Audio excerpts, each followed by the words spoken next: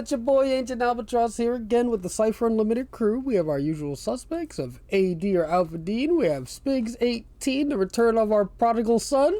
And, Dean, what are we doing here tonight? Well, Anthony's back, and what Minus better the way teeth. to welcome our brother, our fellow creative, and the absolute completion of the Cypher Unlimited crew than to talk about what grinds our gears. We haven't talked about it in over a year, and so we're back to get to it again because guess what? Things evolve, things get better, but some things stay the same, and there's always going to be something out there that just gets on your nerves a little bit. So today we're going to talk about that. And you want to get the people all lined up and Yep. tell them how we're going to handle this? Yep. Welcome back to me because I'm minus a few wisdom teeth. I had a major catastrophe last week. For those that didn't know, I had a wisdom teeth come in cracked and it got infected, and I had to have emergency surgery and remove both wisdom teeth on my left side. It was crazy, but I'm back. I was literally out of it for 3 days, incognito, no contact whatsoever. It was nuts. But this is a perfect time. We didn't have a topic, so Dean or Al suggested we do Grinds Our Gears. If you watch any of our old videos, we've actually done this a couple of times. This is where we bitch about stuff that either bother us in the gaming industry or bother us community related. So we figured why not do both? So for the purpose of this conversation, each one of us picked 2 topics. One is going to be gaming industry related, specifically MCG related. And then the other one is community related, stuff that ticks us off about either 1, running a community, or 2, dealing with personalities in communities. So this should be, it could either go 1 or 2 ways. One, it could be a hilarious episode, or it could go really left where people are gonna freaking hate us, but it is what it is. We'll put our big boy pants and stand by what grinds our gears. Absolutely. Most definitely. So just to, so people won't just jump off, let's start off with MCG or in gaming industry related stuff that grinds our gears, topics that grind our gears. And I guess since I've been doing all the talking, I'll go first if that's cool with everybody. Absolutely. All right. I've been wanting to say this for a while now, and this isn't a direct attack against MCG, but I just think it's a long time coming. One of the things that grinds my gears, which is funny because it doesn't affect me in any way because I back everything at the Kickstarter level anyway, so I get all the products, but this still grinds my gears, and I know it grinds the gears of a lot of people first coming into the MCG universe and the Cypher Unlimited Discord. The thing that grinds my gears is if you go to the MCG site and purchase a hardcover book, at least at minimum for the main books, they should give you the PDF for free. I think most other companies do, for the exception of, Wizards of the Coast, because they don't provide PDFs. But every other major company does. If you purchase the physical book directly from their website, you usually get the PDF for free. So I think that's a little thing that kind of grinds my gears, especially in this day and age where, money could be limited for some people. And, I think it'll go a long way allowing people to not have to decide whether to get one or the other, knowing if you're purchasing it at full price, especially if you go into the MCG site and you're purchasing it at, the cover price, when that same person could go to Amazon and purchase the same book for $15 cheaper. So I would think, they still covering the PDF cost anyway that way. So that just grinds my gears personally. No, And honestly, I agree with you. I mean, I get frustrated, if I go to buy a book from someplace and the PDF isn't there. It's like a slap in the face, kind of, sort of. You know what I mean? Because even like on Drive Through RPG on their print on demand, there's always the print on demand is 90% of the time the same price with the PDF included. So Yeah, it's definitely it sucks as we support MCG obviously, like Anthony said before he went into his little thing. There's again literally not a direct attack. It's just it's weird to see it prevalent basically among everyone else except MCG. So it'd just be nice to see that a little bit of consistency with, like, it seems like an industry standard at this point, if that makes sense. Yeah, there's definitely a good gear that was ground, if that makes the sense. And there's a lot of cheaper books. A lot of indie companies even do that. You know what I mean? So like it doesn't affect me personally because I get everything anyway. No, it doesn't affect any of us because we always support the Kickstarters and full. Like even in chat right now, we brilliant user wrote, I don't own any of the books for exactly that reason. Wow. Yeah, it is unfortunate, but again, hopefully it'll change in the near future. We'll see though. Especially now that the SRD is out, maybe they're becoming a little more loose with their, how they'll be handling that sort of thing. So maybe, fingers crossed. Or maybe if you don't want to do it this way, I think a happy medium would be, or a happy alternative would do the core books. At least Never Discovery, Destiny, The Strange, the CSR. Or even in that vein, offer a discount if they're buying both.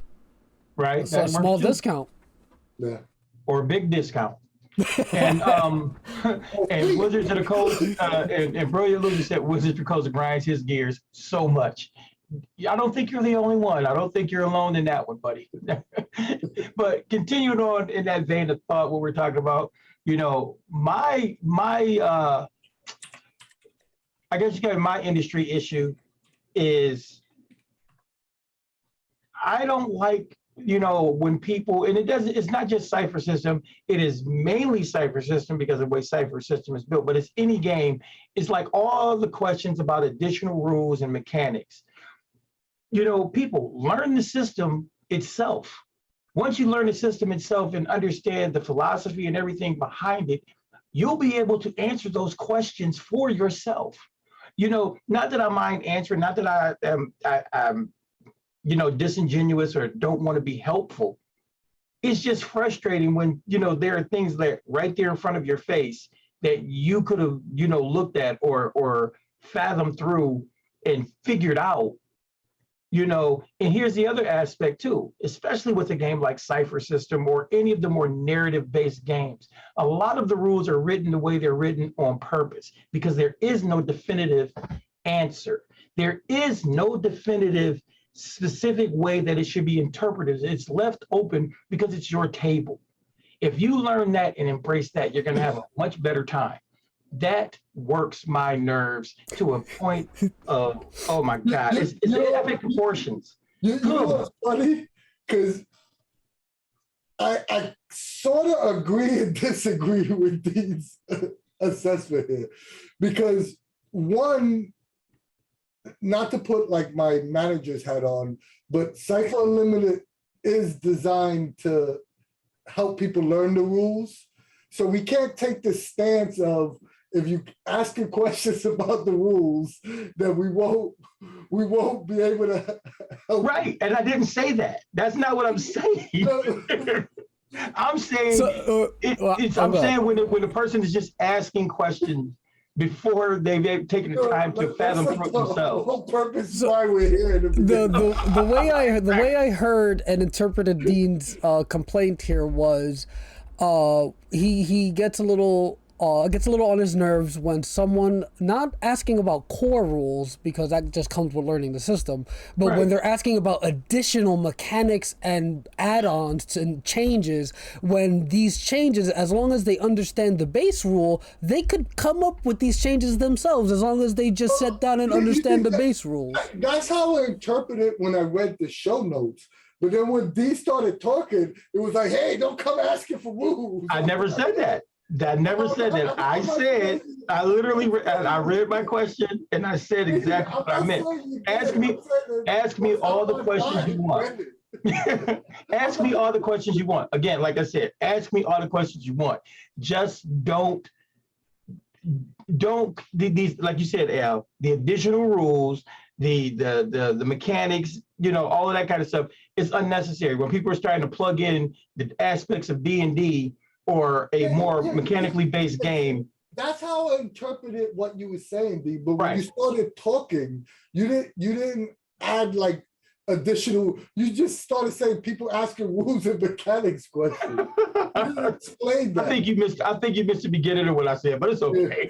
That's so funny. Oh man, I do agree with you on that. Like it grinds my gears, and this not only doesn't.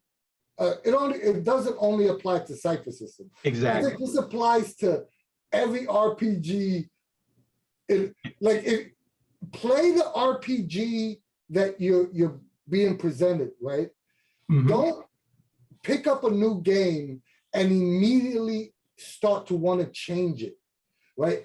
And not only do you want to change it, but you want to add elements from other games. The only way you're going to truly see how a system works is to play it as written a few times and get the gist of what the overall, embrace it. You got to embrace it. Mechanics of the system is.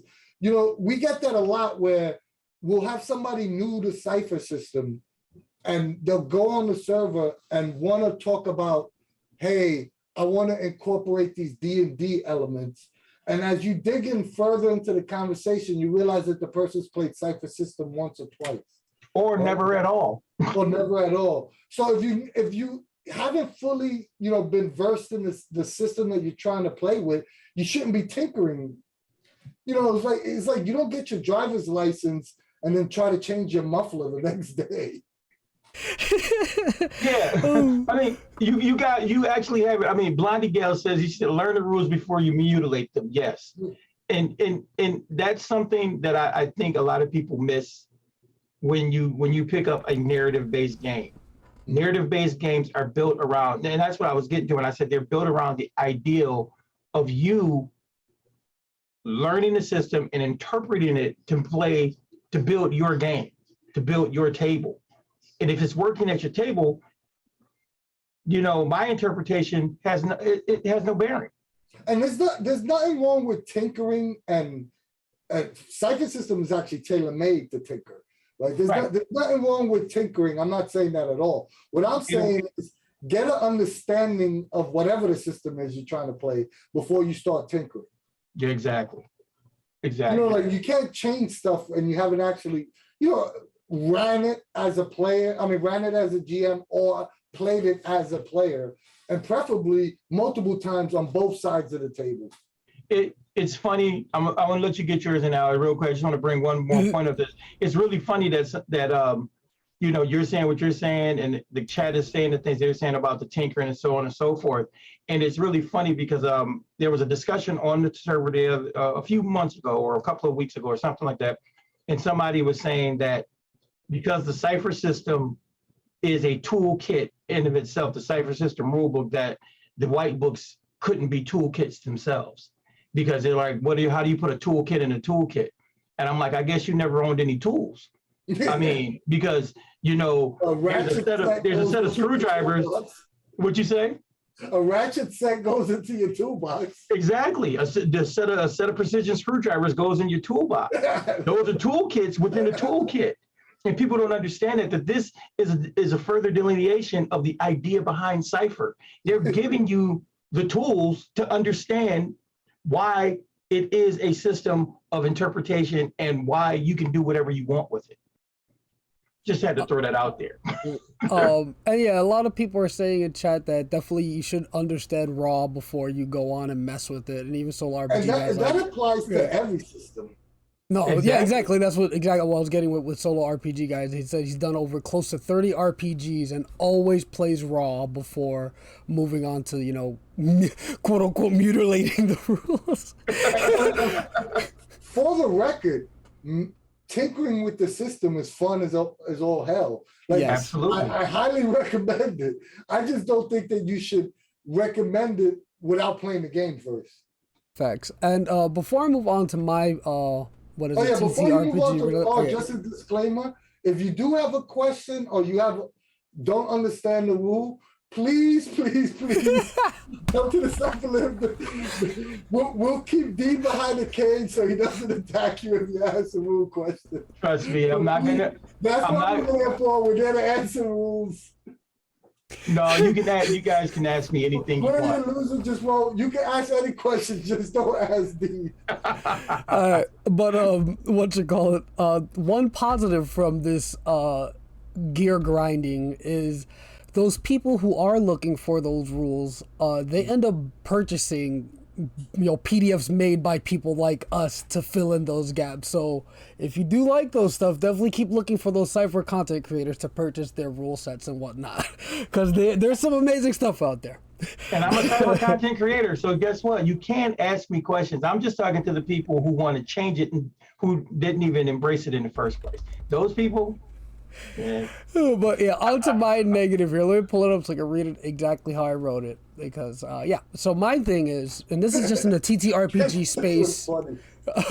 Yeah, this bugs me a little bit, but it's an interesting conversation. So when people use real world physics to explain how a spell or ability can be used in a broken way, and I love that sort of talk. That stuff is interesting as hell. But if they try to use it as a serious justification, as an argument within a game, to like use it that way within the game, I feel like that just it's grinds my gears. It grinds the hell out. Again, I haven't encountered this myself within a game, thankfully, but I feel like it would irritate the shit out of me.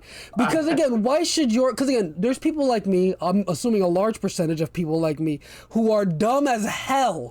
We don't understand real world physics to that level. So why should you, with your egghead, have an advantage that clearly goes against, like, there's a clear intent to these rulings as written, right? Not rules as written, but intention. There's a clear intent when it comes to most of these like physics breaking things that you see people talk about. And again, I'm so thankful I have not encountered it at my tables, but seeing people actually have like serious arguments about it online, like, bro, like, calm down. Like, that's definitely not the intention of the rule as it's written. Like, bro. And just because you understand physics in the real world to that level does not mean your character has an edge in a fantasy setting or whatever fictional setting you're playing in. you know who used to do this a lot, Al? Jason. I never saw it at a table, I don't think. I remember once having an argument with Jason about I was on a flying carpet, right, shooting at a dragon. And it was D&D. It might have been 4th edition, though. I don't remember exactly. But I was on a fly. He was GMing. I was on a flying carpet shooting at a dragon, and I rolled a natural 20. And he stopped. He said, "Wait a minute. Your arrow would have reached the distance or whatever because." He gave me some sign. Jason. Basically, you told you based on the wind speed at which you were flying versus the altitude, and then there was a crosswind. I said, "Are you really giving me physics right now? What I'm playing an elf on a flying carpet shooting arrows at a dragon?" See, that's the kind of shit I mean. Like, again, that's a very fun conversation. Don't get me wrong. It's interesting as hell that people can actually apply real world physics knowledge in this way to think of these things, but like leave it off the table. Basically, did he ask you what was the unleadened speed of a swallow flying north to west? You know where this comes up a lot in Cypher system because of the vagueness of the damage values? Yep. I hear it all the time. Oh, a bazooka won't do 6 points of damage if a shotgun does 4, right? And then they'll go into this like whole diatribe on the amount of damage a bazooka do in a radius area. And I'm like, yo, you're absolutely right. But for the sake of speed of play, you're doing 6 points of damage. Right, exactly. It's exactly hilarious. It's hilarious that people want to go there. And it's like, it's funny because I remember back in the day, bringing this up, Al, because when I was in high school, I went to a technical high school. So I went to school with a bunch of uber nerds who did math for fun. And we did, I was an architectural design major. So, structural ability. It was crazy. And if you're sitting at a table with a group full of people who like that, there's nothing wrong with it. But simulation games that right, and that's what I'm saying. But I'm saying, but again, there's also that evolution, and it's also that depending on what game you're playing, because it was really cool because that I did have a good cool group of friends that when we played simulationist games, when we wanted to play something like that, we played that. But in the same breath, we were also the same guys who would switch over and just let our imaginations run wild, and real world physics be damned. So yeah, I'm with you. I mean, there's certain games that I could think of GURPS has a lot of actual reality based to it. Mecton, Mecton, Albedo did. I mean, Albedo, and that was a game about playing anthropomorphic characters. Yeah. But they had a lot of real work. They talked about genetics and so on and so forth. It was crazy. I mean, and those can be fun, but you can't, I think what I was talking about is you can't have one person have that mindset when right. the other 4 people in the group don't. But that's what I said. When everyone has that same mindset, I'm not saying you're wrong, Dean. I'm just reiterating. Yeah, that's what I mean. That's what I was saying. When we had a group of when our table was that group of people, that's where we were at. But in the same breath, I get it. I trust me, when I'm playing a Cypher game and somebody wants to start, like you said, my bazooka should do 38 points of damage, at this range, and then 42 at this. Shut up. But yeah, I think that pretty succinctly not succinctly, but that summarizes or encapsulates. Yeah, but that's a good one because I immediately thought of stories when you mentioned it. I immediately thought of stories because I think if you play long enough, that comes up. And sometimes you're the idiot and don't know it. Sometimes you're the jerk. Because in your mind, especially when you're coming from a non-narrative system to, if you're playing a simulationist system and then you join in that, you still have that mindset. So that I don't think this is ever done maliciously. I just think it's a conversation that should be had beforehand saying, hey, let's get on the same page. Let's figure out, because a lot of times it's just about the group not being on the same page. This is another reason that, this is just another topic we've already had, but this is another reason that session zeros are so important. Mm-hmm. You guys can have that conversation and everybody understands what the game parameters are going to be. That is, I think that's just a really important thing, but I'm with you, Al. I do agree with you. And it's funny as hell when it does happen, though. It is funny. And again, like I said, it's the conversations are always fascinating. Because again, I don't know anything about this stuff, so it always blows my mind that people have the capacity to understand it at that level. But leave it off the table.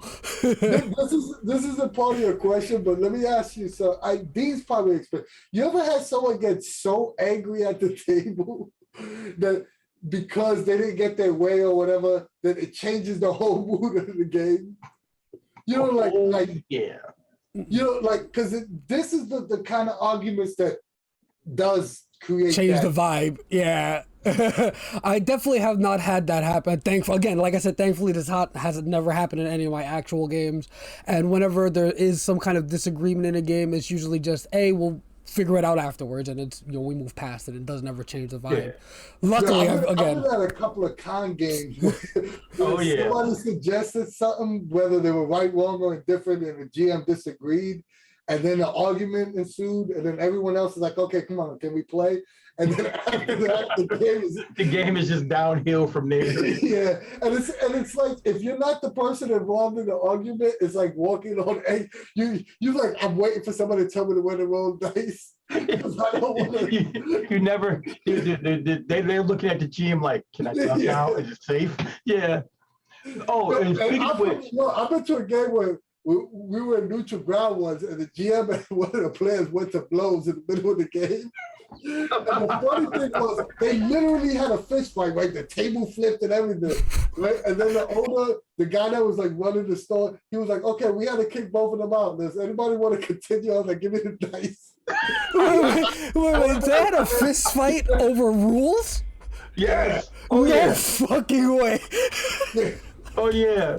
No, and it was like one of those cartoon fist fights, like with the big cloud of dust where you see like like punches. And all you see is a fist come out and a leg come out. You see a piece of paper, the table flipped, dice flying through the air. No, but you know what's funny? That you even brought this up, Al, because it's great that you talk about how much fun it is to have those discussions. Me and Stormbreaker, Mike, how you doing, Mike?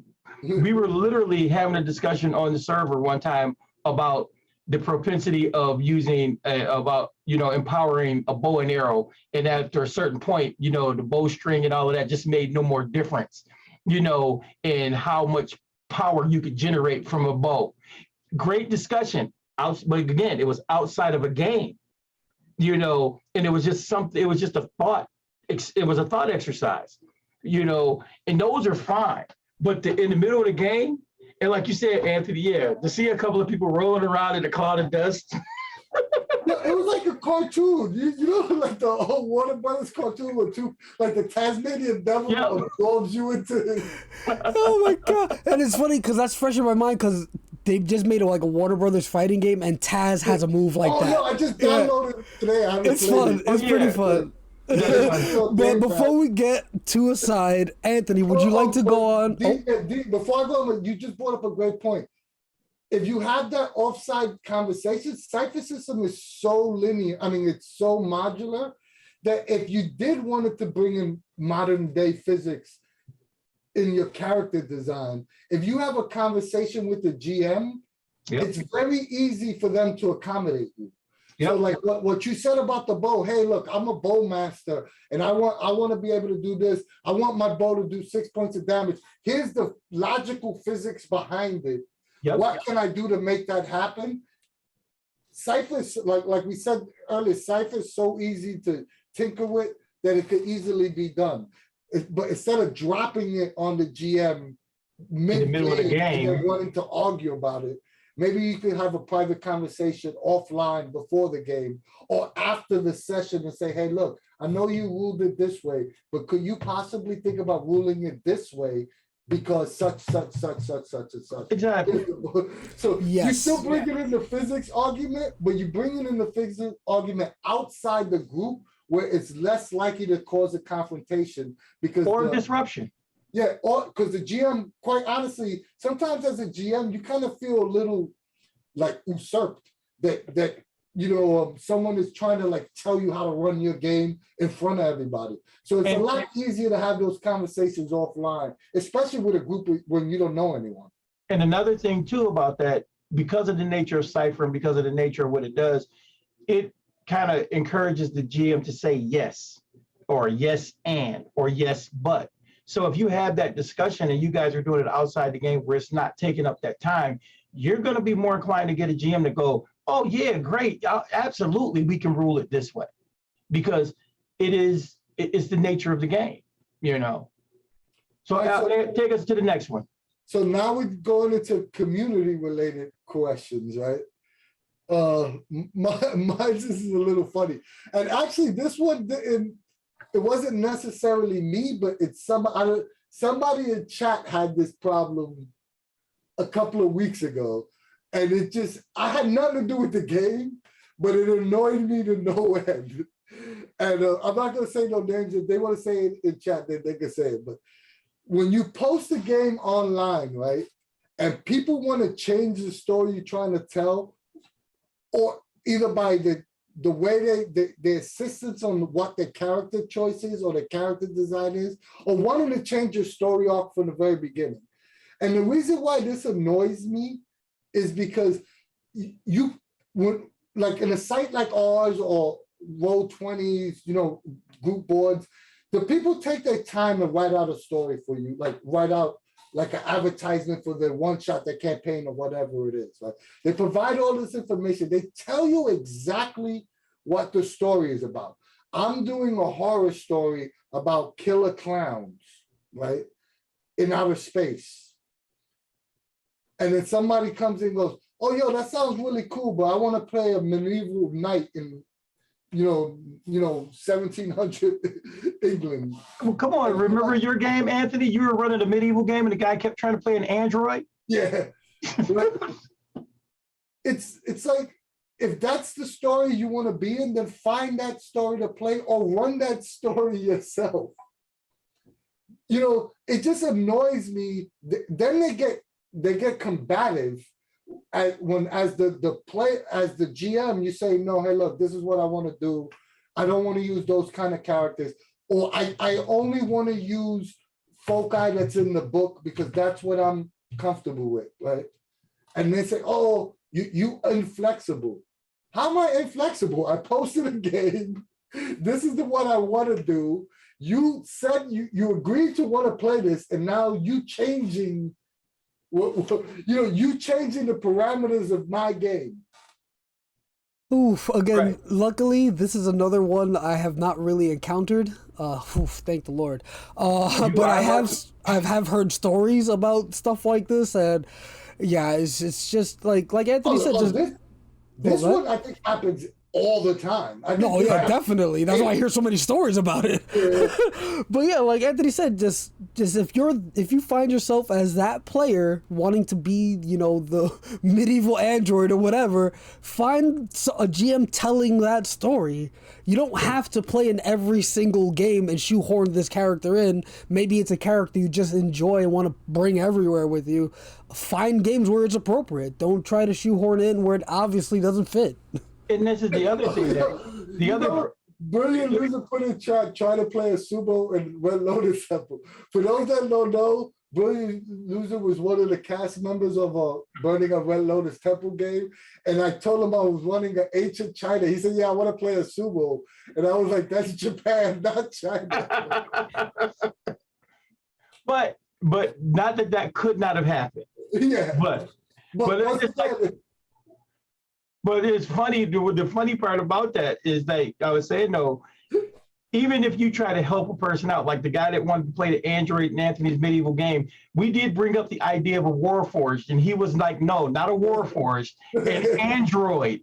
I mean, nuts and bolts with a fusion engine. And we're like, to be honest, that's why in cons and in you see most people provide pre-gens. They provide pre-gens to avoid this. To avoid those issues.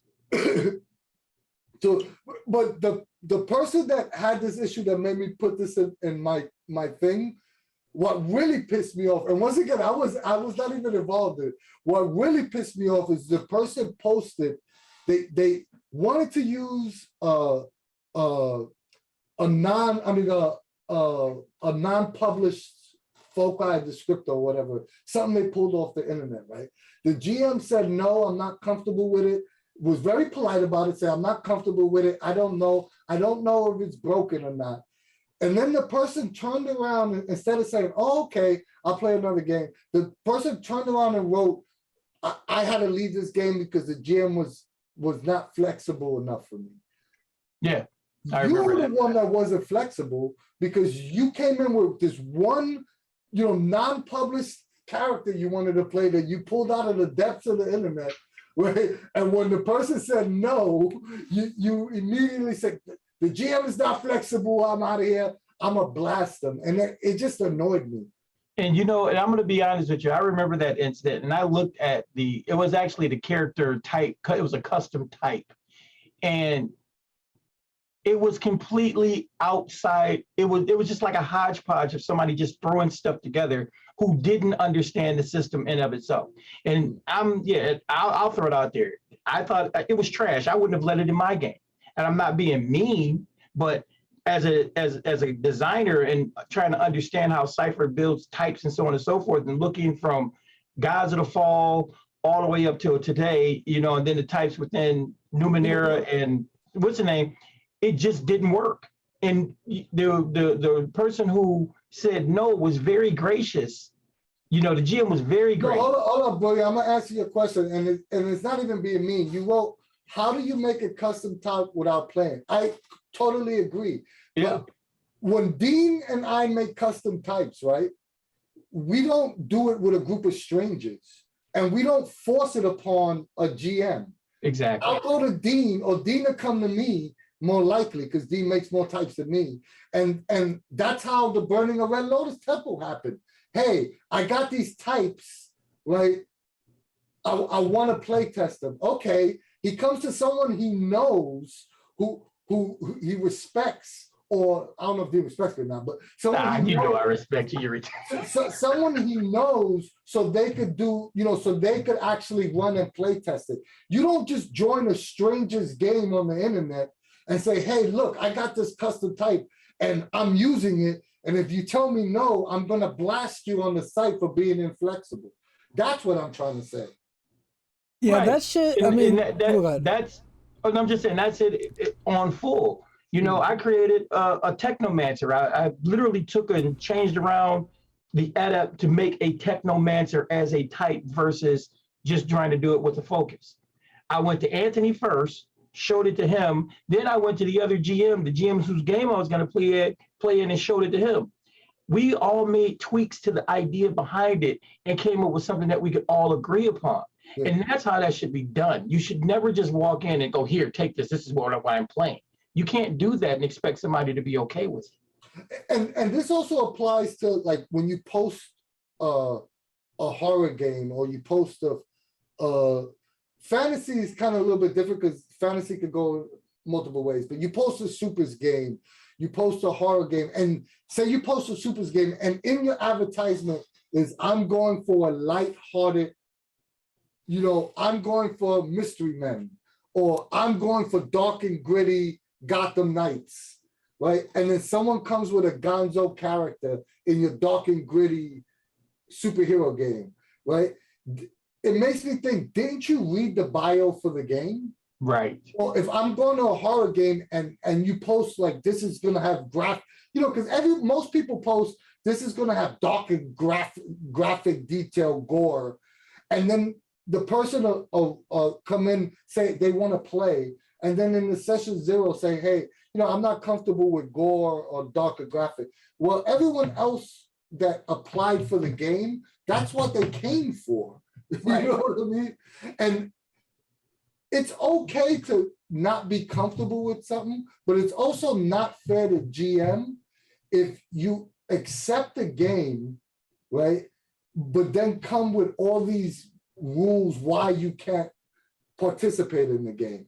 Then you should accept a game that's more in line with the things that you want to play. You know what I mean? Exactly. And I think that's part of some of the confusion and the hate with people with the consent document, is because I think the argument on the other side, which I'm for the consent document, everybody knows what. I have no problem with it. Yeah, but the argument on the other side is that fear. It's that fear of, I'm posting a con game, I hand them this consent document, and everything that I put in my initial post, they're going to scratch off. But here's a reality. Yeah, and that's a reality that I think people have to kind of get past. They have to get over and understand. You're not cut out to play with everybody, and everybody's not cut out to play with you. We have to be adult enough to truly embrace the idea that, hey, guess what? There's 6 billion people on the planet. I may not be able to play with, half of them. I mean, it is what it is. Just like I know I can't run a story for everybody. I'm not everybody's cup of tea when it comes to a GM. But that's okay, and that's cool. Right. And you, like, there's been plenty of games like Dean will pitch a game to me, and if I'm not feeling it, I'm just gonna I'll play the next one. Right. And I'll tell Dean something that I could tell Dean doesn't want to play it, or I'll tell Al something that it's not really their thing. They're like, I'll play the next one. Yeah, and then there's no love loss. There's nothing to be upset about. It is what it is, and that's the beauty of diversity, and that's also the beauty of accepting that fact. I think it's great that there are enough different people out there to run enough different games that that there are some that I just don't want to be in, because guess what? It's cool. Yeah, it doesn't mean that it's not a fun game. It's just not a game that you enjoy. Exactly. And it also works in reverse, y'all, because I've had this happen to me too. Someone advertises a specific style of game, and then you show up and it's nothing what they advertise. That's true too. You know what I mean? Yeah. Well, You know, that's it. Or and I think that's but that's again, that's what happens when you're playing with strangers. That's what happens, in the age, even though this is like the Nirvana, or the platinum age of gaming, because there's so much out there. It also does have its detracting points, because back in our day, hey, we played with a specific group of people, and if you could afford to go to a convention, you went to a convention, you fooled around at a convention, but you basically spent all your time with all your friends and play with them anyway at a convention. Now you get to go out and experience the diversity of the world. And Yeah. that's literally. I just think these problems are more prevalent now because the majority, or at least for myself, the majority of my gaming is online. Yep. And it's with strangers. So it comes across, we have our little core group of maybe like 10 people that we tend to game with most of the time. But usually when I'm posting a game, I'm maybe, if that, playing with one person I know and 3 or 4 strangers. Yeah. Which is fine. That's what it is. It is, that's the whole point of doing Cypher Unlimited, is to play with new people. But you get those occurring themes over and over again because you're playing with strangers, and there's, before you can have that session 0 or before you can lay out what the groundwork is, the easiest, my main one beef is read the advertisement for the game. Right. And if anything in the advertisement for the game is a deal breaker for you, then you shouldn't be saying yes to the game. Right. Or if you reach out to the GM and you throw something out, the GM says, hey, no, okay, fine, that's the deal breaker. Don't play. Mm-hmm. Don't accept yourself coming into something that you really don't. And don't be upset if the GM vetoes it. Vetoes it. Because they want to have fun too. And here's a little news flash for someone that doesn't GM, right? You know where your enjoyment comes from GMing? Is in telling a good story. And how you tell a good story? You tell the story you want to tell. Right. And it's even, that's the cool part about it. He's absolutely right. So I'm going to move on to my secondary. Why are you laughing at? No, it was just the way you whispered it. Because it's a well-kept secret. You know that? You really enjoy the narrative that you're telling, you're going to be more into it as a GM, and you're going to have more fun. Yes. I mean, just think about how excited I get when I tell superhero games. Any superhero game we play, and I'm running it. It's like, yeah, So, but my secondary issue, my community issue is I really, really, really, absolutely and utterly do not like the confrontational nature of a lot of people when you don't agree with them. That works my nerves, because the truth of the matter is, because even if I'm not agreeing with you, I'm not invalidating your opinion. I'm just saying it doesn't align with mine. I've encountered it on the server on more than one occasion. I've been told that I'm an elitist. I've been told that, that I've been told, well, because it's your server, you think you can say what you want to say. No, believe it or not, I say what I want to say wherever I am. Yeah. Because I know that for a fact. don't think just because it's on Cypher Unlimited, Dean is not afraid of you or anybody else. I don't care what your title is. I don't care how many degrees you have. I don't care what you've done. I'm one of those people that can stand in a pit, and there can be 10,000 people around me with a different opinion, and they can all agree, and I still look at them and tell them, you're all wrong, because that's who I am. And it's taking nothing from you, nor is it taking anything from me. So don't become confrontational. Don't take it to a place that people have to feel as if they're combative, or they've got to pull out their sword, and challenge you to a duel, because it's really unnecessary. You know what, Dean? first of all, confrontation happens a lot. And I think a lot of it has to do with the internet age. Maybe my old curmudgeon is going to come out, right? But I think a lot of people are more comfortable saying stuff over a keyboard than they are face to face with someone. Absolutely. And I also think that words get misinterpreted. Like people add the extra oomph and feeling, like inflection to words when they're reading it. Like, because I know a couple of times, like I'll write something and I'll see, like, I hear the pause and then I'll be like, damn, I kind of sounded like an asshole when I reread it. But that wasn't my intent.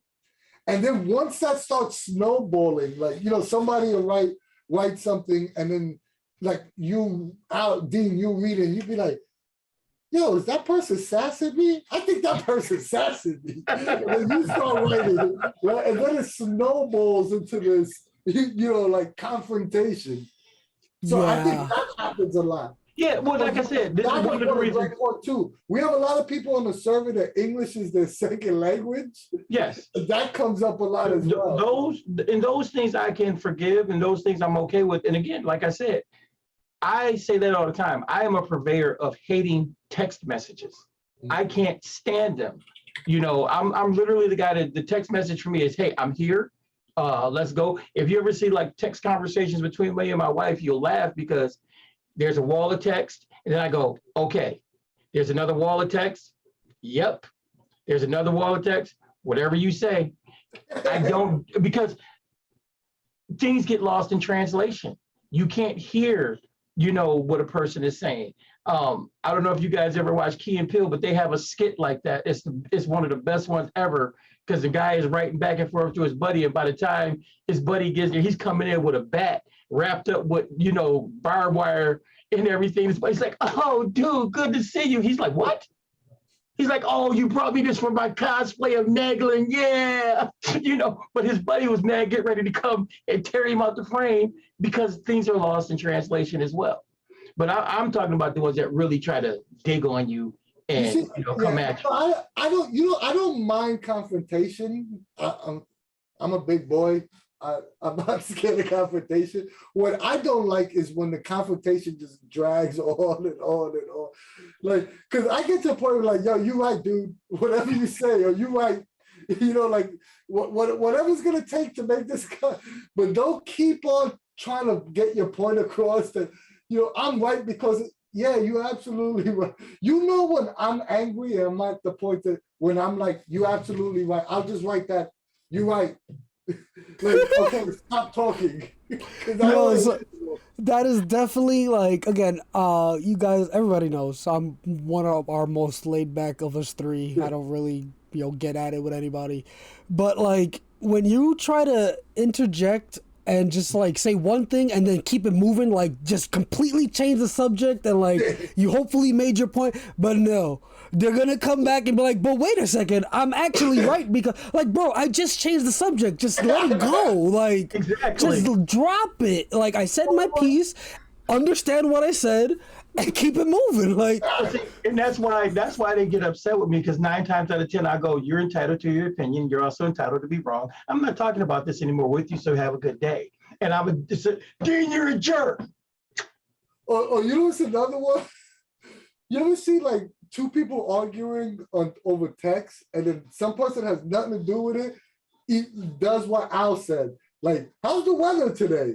That's an obvious cue that they try to tell the 2 people having this low chain conversation, you're making it boring for everyone else that's on this site trying to, like, but yet they don't pick up the cue and they keep on going at it. Exactly. And then they would get mad when a moderator comes in and shuts it down. Starts trying to, like, say, hey, shut it down. Then, I'm being personally attacked. Like, so like, and I love that about the Cypher Unlimited. I will say again, this, I always like to add a positive, right? A lot of the people on Cypher Unlimited, when I say a lot of people, I mean like our regulars, they're good at that. They'll notice 2 people arguing about something and someone will just be like, how's the weather? Or, whatever random shit, like, like, oh, how's this video game or whatever. They'll mention some random, exactly. And they're really good at, and I applaud everybody on the server who does that. So thank you. If you're one of the people who do that, thank you very much. And if you don't do that, please try to. Exactly. So, ooh, yeah. Moving on to mine, the last one. All right. Yes, sir. So we got the last one. Let me fix my camera. I'll set up for mine. So my last one, and again, this is the community related one. And again, this is about us being a part of a community, and not necessarily Cypher Unlimited specifically, but just communities as a whole, right? So people who try to be snarky when people are trying to have a genuine conversation. Snarky comments add nothing of value to a conversation.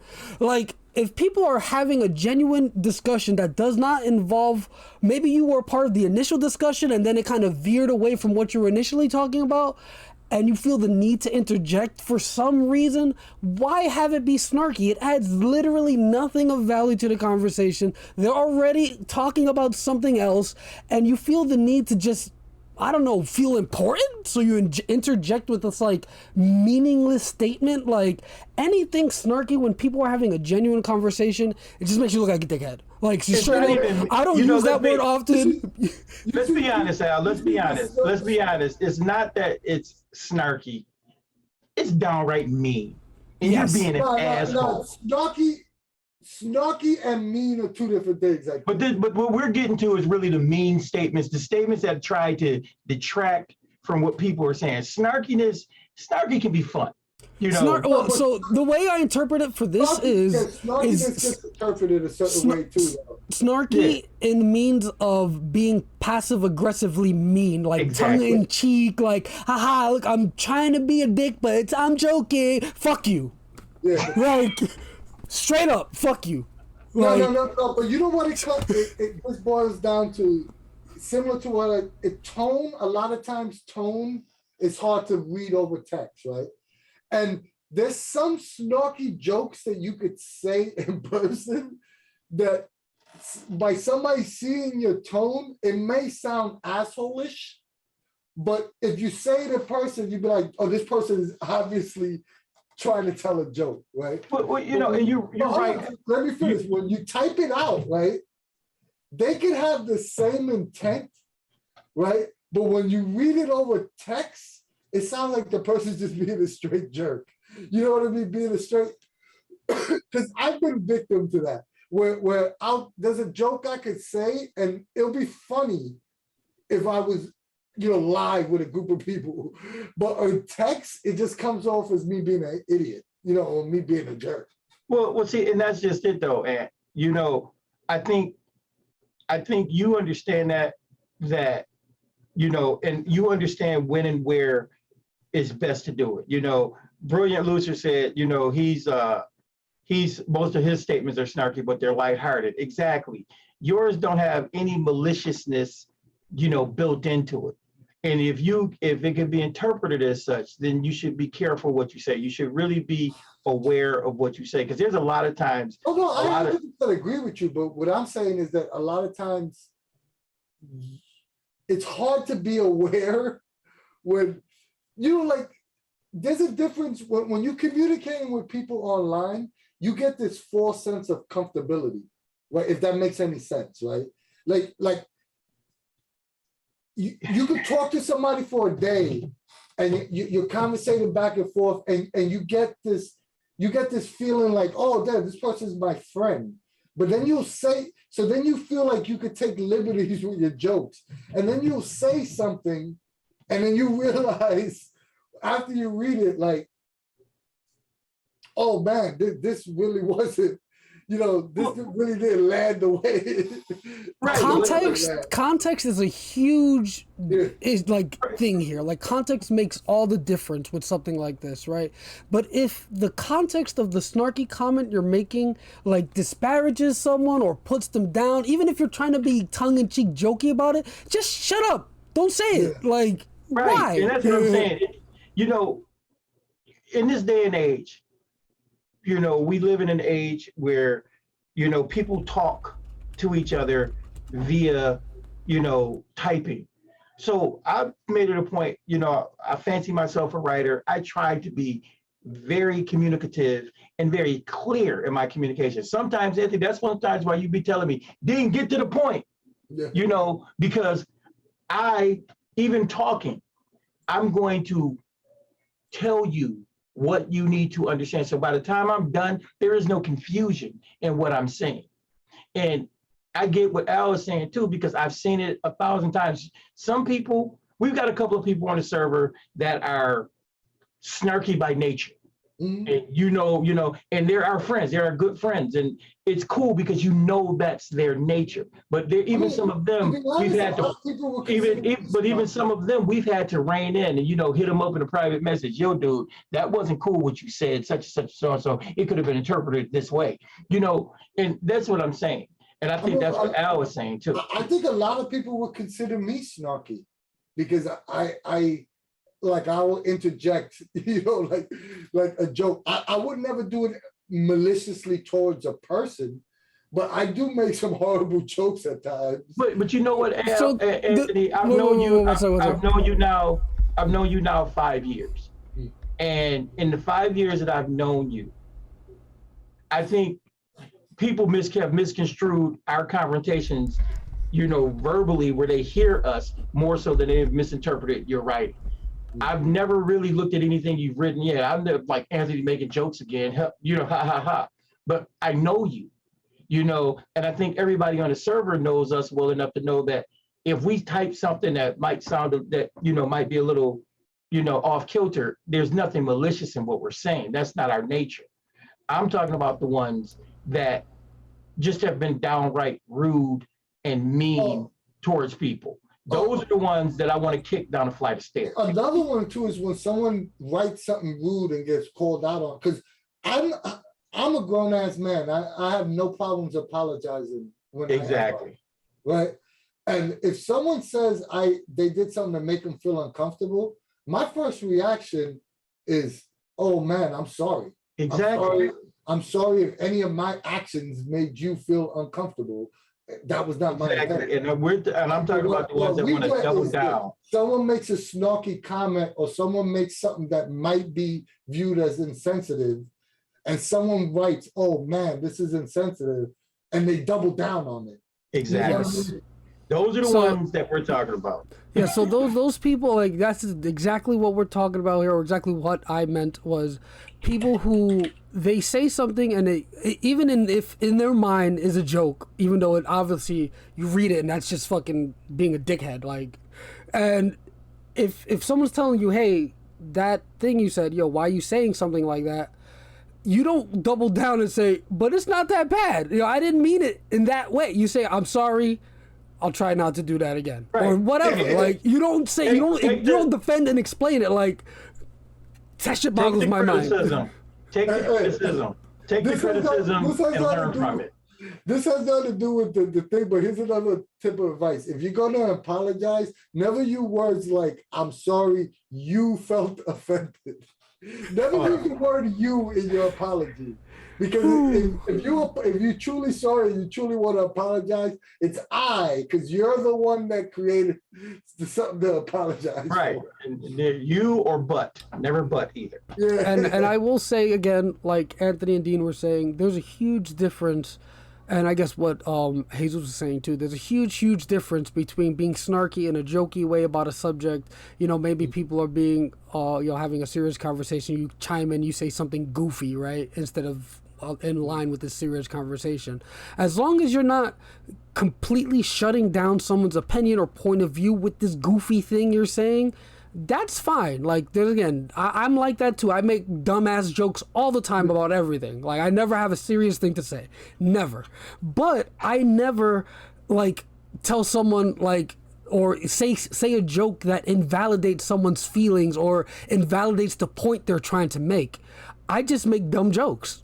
And again, there's a very big difference. You're not malicious. Exactly. There's a very big difference between being snarky in a conversation and being snarky directly towards someone, if that makes sense. The different, yeah, it makes a lot of sense. I mean, it's just like I'm very cut and dry. You know that. I'm very blunt. I'm very direct, but I'm not mean. You know, And people don't, people, and that's what I'm saying. You can be as snarky as you want to be. You can be as comical as you want to be, but are you just being nasty to people? Is your commentary like that? And that's the thing that I think people have to start taking into account. Everybody's not going to always get your humor. Is what you're saying, is it possibly offensive to somebody, to some group of people, or whatever the case may be? Then you know what? Keep it to yourself. It's not necessary. Is the discussion that you're having, is it, going in a direction that you don't agree with? Okay, bow out, let it go, set it free. Like we were saying with the last topic, hey, it's sunny, it's like 92 degrees out here. Let it go. I mean, and if you can't do that, then don't be surprised at what you're going to get later on. Because you know what? CU, we are all about unity, fun, safe place, sharing. You're going to get told you're going to either hear from one of us or you're going to hear from one of our golden ones. These are things that we're just not going to accept. We have a great track record in not banning people from the server. Yeah. In but 5 we'll years, do it. like 3.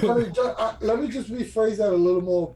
It's not about us, whether us accept it or not, because that's not even the point. It's you should just want to be nice to other people. Right. Yes. But it's not acceptable to be cruel. Yeah, but it has nothing to do with us moderating or wanting to oversee people's behavior. It has nothing to do with that. You should want to be nice to other people.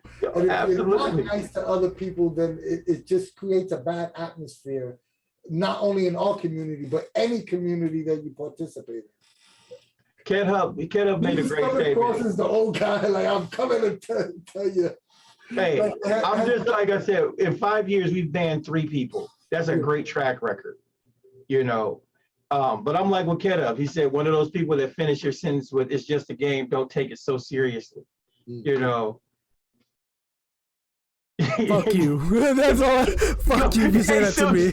Jesus, don't start. Jesus, don't start. You son of a... As soon as we get off. But I think we've hit the nail on the head for all these. Yeah, I think this was a good talk. Let us know what grinds your gears, guy. And we had some more serious offenses, but like I said, we did a couple of episodes of this a couple of years ago. So, it was hard to come up with some new ones because not for nothing, we are really not angry dudes. So it's really difficult for us to come up with stuff that grinds our gears. But if something that does grind your gears, let us know either on chat or if you're watching on YouTube, let us know in the comment section there. We'll really love to hear what grinds your gears, either about the gaming industry or, hanging out in gaming communities. Like this has been pretty much new to me, to be honest. It's only been really 5 years that I've been really partaking in online communities like this. Yeah, me too. I've been part of online communities basically all my life, and I guess as a bit of a positive, because I always like to bring the positive, to the table. The Cypher Unlimited has been one of the most amazing communities I've ever been a part of. Like, hands down, not even close to anything. Like, the level of toxicity is so low. Even when people have arguments, they're generally amicable about settling those arguments like adults. These things that grind our gears as far as the communities goes, it's a very, very small percentage. Like, I'm talking like microscopic type percentages of people on the Cypher Unlimited, because it's almost non-existent. Yeah.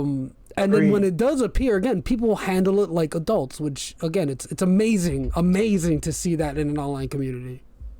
Someone in chat just mentioned that we only 11 members away. I repeat, we only 11 members away from the Cypher Unlimited Discord. We have the largest fan-run Discord server for all things Monica Games, and we only 11 people away. And when we hit 4,000, we're going to start working on that giveaway. So come on, 11 people. We need 11 people to get to 4K.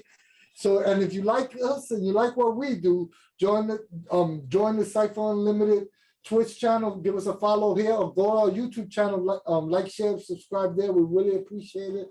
We're trying to get to 1,000 subs there.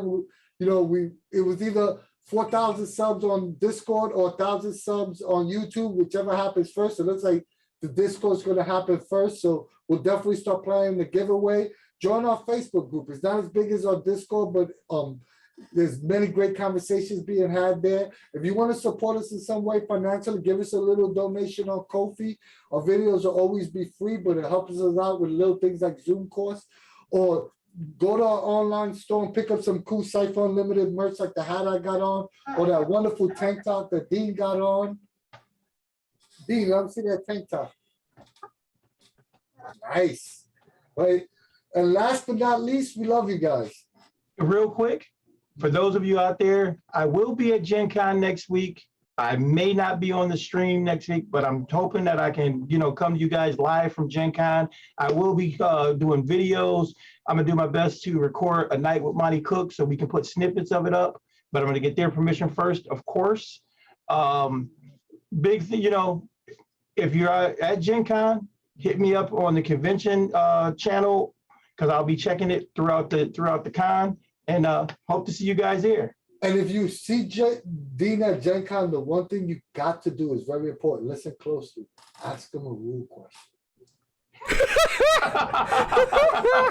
Not just a rules question. Ask him how you want to add a. I was going to think of something mega specific, but yeah, ask me how you want to add a mechanic to the game, to Cypher system, or some game that you've never played before and you've never researched it before, and then you're going to get the answer you're looking for. From us, okay, excuse me. Thank you guys again so much for stopping by to watching, chatting with us. This was an excellent talk. Yeah, I didn't expect to laugh so much as we discussed what grinds our gears, but yeah, it was excellent. And again, thank you all so much. We'll see you next week with Solo RPG guy, who's actually in the chat today. We'll be talking with him about what he does and playing solo RPGs within Cypher. I'm very interested on that because I've never played a solo Cypher RPG. So I really want to be there because I have used that. I always forget the name of it. It's a one word for Cypher system. I have tried it out, but I would definitely want to talk to this guy who's seem to be an expert on playing solo RPGs.